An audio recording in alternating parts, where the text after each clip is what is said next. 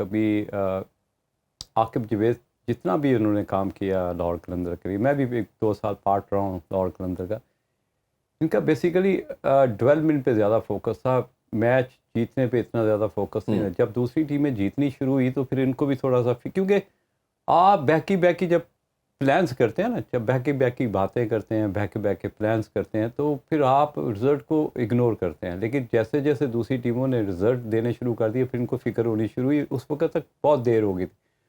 Recently हमने देखा कि 2 टाइटल जीते हैं, लेकिन वो उस तरह के प्लेयर्स प्रोड्यूस नहीं कर सके। देखें, मेरा एक दोस्त है, उसकी मेडिकल स्टोर था, तो हर एक को ना 8-9 गोलियां दे देता था। कोई मैंने एक दिन कहा, यार कि इतनी ज़्यादा गोलियां दे देते हो तुम, कहता किसी ना किसी तो आराम आ ही जाएगा। तो इतने डेवलपमेंट प्रोग्राम, एक प्लेयर आपने निकाला है हारिस रऊफ, वो भी एक मुश्किल, जितने भी कप्तान हैं उनके लिए सबसे मुश्किल जो काम है वो करके देता है उनको, कि जी आए मुझे बॉल दे, और आपका काम जो आसान जा रहा है, 70 पे उनका 5 आउट है, मैं उनको 170 पे लेके जाऊँ और 5 ही आउट रहेंगे। तो ये जो प्रॉब्लम है, तो ये भी एक तो प्लेयर दिया और उसके साथ प्रॉब्लम भी दी। बिल्कुल, आप उसका कोई हल नहीं दिया, और इतने बड़े बड़े प्रोग्राम किए, नो डाउट उन्होंने हाइप क्रिएट की, हमेशा उन्होंने क्रिकेट को उठाने की कोशिश की, उसमें अपना फाइनेंशियली इंटरेस्ट। लेकिन उसमें सबसे मेन चीज़ तो ये है कि विक्ट्रीज जब तक नहीं ना होंगी प्रॉब्लम आएगा। उमर भाई, कल की अगर मैच की एक और थोड़ी डिस्कशन करें तो बैटिंग के लिहाज से अब्दुल्ला शफीक इंटायरली डिफरेंट नज़र आया।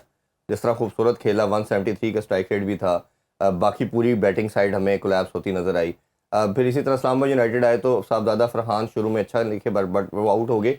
आप क्या समझते हैं ये जो हमारे प्लेयर के लिए कितनी इंपॉर्टेंट, और अब्दुल्ला शफीक के इनिंग्स के हवाले से क्या कहेंगे? मैं अब्दुल्ला शफीक के हवाले से एक बात बोलूँगा, जिस तरह का उनका टूर गुजरा है न्यूजीलैंड, उस तरह का उनका कमबैक नहीं हुआ, लेकिन इस इनिंग से उनका कॉन्फिडेंस बहुत ज़्यादा वापस आया, और इससे लाहौर कलंदर को बहुत ज़्यादा फ़ायदा होगा। और आप ये कह सकते हैं कि एक अच्छे नोट पे अब्दुल्ला शफीक बैटिंग को संभालेंगे, और जो साथ खेलने वाला होगा as a senior player, as a test player, Abdullah Shafique को जो जूनियर प्लेयर है, नो डाउट फॉरनर प्लेयर तो होते ही हैं साथ, उनको थोड़ा सा गाइड करेंगे कि भाई पाकिस्तान की कंडीशन क्या है, तो अगर हम इसको इस तरह डील करेंगे तो ऑटोमेटिकली लाहौर कलंदर का एक अच्छा टोटल हो सकता है।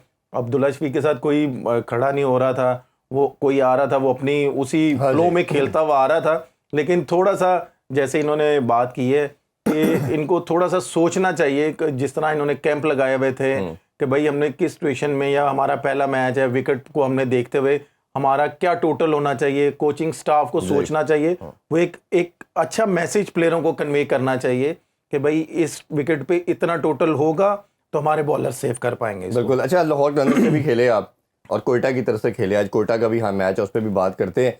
आपको वैसे पर्सनली किस फ्रेंचाइज से खेल के सबसे ज़्यादा बेहतर लगा, और आपको लगा कि यार ये प्लेयर को बहुत अच्छा लुक आफ्टर करते हैं, और ये जो आप करना चाह रहे हैं वो चीज़ आपसे करवाने में हेल्प आउट करते हैं? मैं अगर आपको अपनी पर्सनल ओपिनियन बताऊं कि एज ए रिस्पेक्ट, जो फ्रेंचाइज, मैं 2 फ्रेंचाइजों से खेला हूं, जो मुझे रिस्पेक्ट लाहौर कलंदर ने दी है, मैं जितना उनका शुक्रिया अदा करूं उतना कम है। और मैं नहीं, मेरी फैमिली को भी, मेरे बच्चों को भी उन्होंने बहुत ज़्यादा रिस्पेक्ट दी है, और आप ये कह लें कि उन्होंने मुझे फ्री हैंड दिया हुआ था, स्पेशली आकिब भाई ने, क्योंकि आकिब भाई भी थे उस वक्त, इजाज़ भाई भी थे, और समीन भाई थे, आतिफ भाई थे, कि समझ लें कि इन्होंने एक माहौल बनाया होता है कि भाई पीएसएल में कि हमने छोटे से छोटा प्लेयर हो, बड़े से बड़ा प्लेयर हो, ये उनको साथ लेके चलते हैं। ये नहीं है कि सिर्फ अगर क्रिकेट में उससे नहीं कुछ हो रहा तो आप उससे वो थोड़ा सा अवॉइड करते हैं, नहीं, जिस प्लेयर से नहीं कुछ होता ना तो ये उसको साथ लेके चलते हैं, उसके और करीब आते हैं। जब कोई लड़का परफॉर्म कर रहा होता ना, उससे थोड़ा सा पीछे हो जाते हैं, जिससे परफॉर्म नहीं होता उसके साथ अटैच हो जाते हैं। तो ये इनकी मुझे बहुत अच्छी चीज़ लगी। बिल्कुल। अच्छा, ये थोड़ी सी क्योंकि जो इश्यूज हैं जो रिलेटेड हैं उस पर भी आज बात करते हैं। कल हमने डेविड वार्नर की बात की थी कि वो जिस तरह प्रैक्टिस के ऊपर उन्होंने थोड़ी नाराज़गी का इजहार किया। कॉर्बन बोश की भी अब एक न्यूज़ हमारे सामने है, सबको मालूम है कि उन्होंने कॉन्ट्रैक्ट छोड़ के अब आईपीएल में चले गए हैं, उनको 1 साल के लिए बैन भी कर दिया गया। पहले आप इस पर कहना चाहें कि ये क्या स्टैंडर्ड की वजह से इस तरह होता है, या फाइनेंशियल चीज़ों के ऊपर ये प्लेयर प्रेफरेंस दे के आपके कॉन्ट्रैक्ट को खत्म कर देते हैं? और कैरी की भी तरफ से भी न्यूज़ आ चुकी है, वो भी पुल आउट कर चुके हैं। देखिए, स्टेटमेंट तो बोश का बहुत ज़बरदस्त था। देखिए, अगर आपने उसको कोड ऑफ कंडक्ट की खिलाफ वर्जी पे आपने नोटिस भेजा, तो उस नोटिस को आपको जस्टिफाई करने के लिए जो भी आपका सॉलिसिटर है वो मेंटली प्रिपेयर है। देखिए, उसने जो जस्टिफिकेशन दी है वो बड़ी क्लैरिटी के साथ दी कि जी दुनिया के हर मुल्क में बॉम्बे की लीग और उसकी टीम जा रही है, तो मेरे पास एक अपॉर्चुनिटी है। वो साउथ अफ्रीका में भी खेल रही है लीग बॉम्बे, वो दुबई में भी खेल रही है, वो वेस्ट इंडीज़ में भी खेल रही है, वो आईपीएल भी खेल रही है। तो I have the more opportunity कि मेरे पास मोर ऑप्शंस हैं कि मुझे अगर मैंने यहाँ परफॉर्म किया तो मैं दूसरी लीग्स में भी खेलूँगा। रैदर देन मैं आई प्ले फॉर ज़र्मी, मैंने प्रेफरेंस दी बॉम्बे को टू सिक्योर माई फ्यूचर। तो इसमें कोई बुरी बात नहीं है, इसको उस एंगल में नहीं लेना चाहिए कि मर गए लुटे गए जी जनाब उन्हें तो सानू साइन किया से उधर चला गया। हर बंदा अपने आप को सिक्योर करता है, तो इस वाइजली डिसीजन, मैं इसमें उसको दोष नहीं दूंगा या उसको लेकिन उसमें कॉन्ट्रैक्ट तो भी साइन किया था। आपका क्या एज ए प्लेयर इस पे टेक है कि वो ऑब्लिगेशन तो आती है, आप पहले साइन करके फिर आप ऑफर आई? जैसे इन्होंने बात की है ना, अगर आपको ऑनेस्टली ओपिनियन बताऊं, एक तरफ वो भी ठीक है, लेकिन जो कॉन्ट्रैक्ट साइन हुआ था ना, इस पे पाकिस्तान क्रिकेट बोर्ड को, पीएसएल की पूरी मैनेजमेंट को एक बड़ा स्ट्रॉन्ग डिसीजन लेना चाहिए। जैसे आपको पता है कि इंग्लैंड के कुछ प्लेयर आईपीएल में बैन हुए, उन्होंने 2-2 3-3 साल उनको बैन किया है, ठीक है।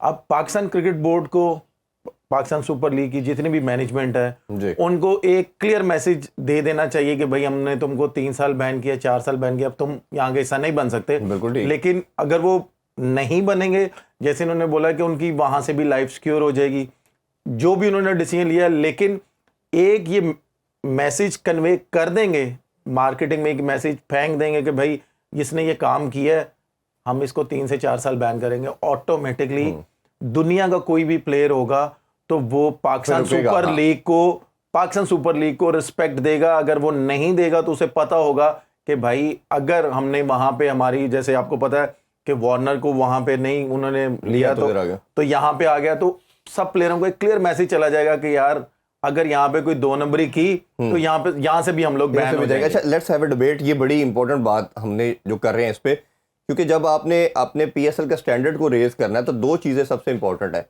नंबर 1, आप फाइनेंशियली स्ट्रॉन्ग करें, इसको लोग पैसों की वजह से आएंगे क्योंकि उनके इमोशंस तो अटैच नहीं है, सारे प्रोफेशनल हैं। दूसरा ये है कि आप उस स्टैंडर्ड की क्रिकेट खेलें कि हर बंदे का एज ए प्लेयर भी दिल करे कि यार उधर क्रिकेट इतनी शानदार है, जैसे आप दोनों क्रिकेटर हैं, कोच हैं, आपको पता चलेगा यार इतना जबरदस्त स्टैंडर्ड है कि मैंने उधर मस्ट खेलना है। आपको कुछ 19-20 पैसों का डिफरेंस भी नजर आएगा तो आप क्वालिटी की वजह से चले जाएंगे कि यार मेरी ग्रूमिंग बड़ी जबरदस्त होगी, उधर तो one of the best cricket खेली जा रही है। तो आप पहले बताइए कि ये इसमें पीसीबी किसी हद तक कामयाब हुआ है कि ये आपको लगता है ये with the passage of time deteriorate ही करती जा रही है चीज?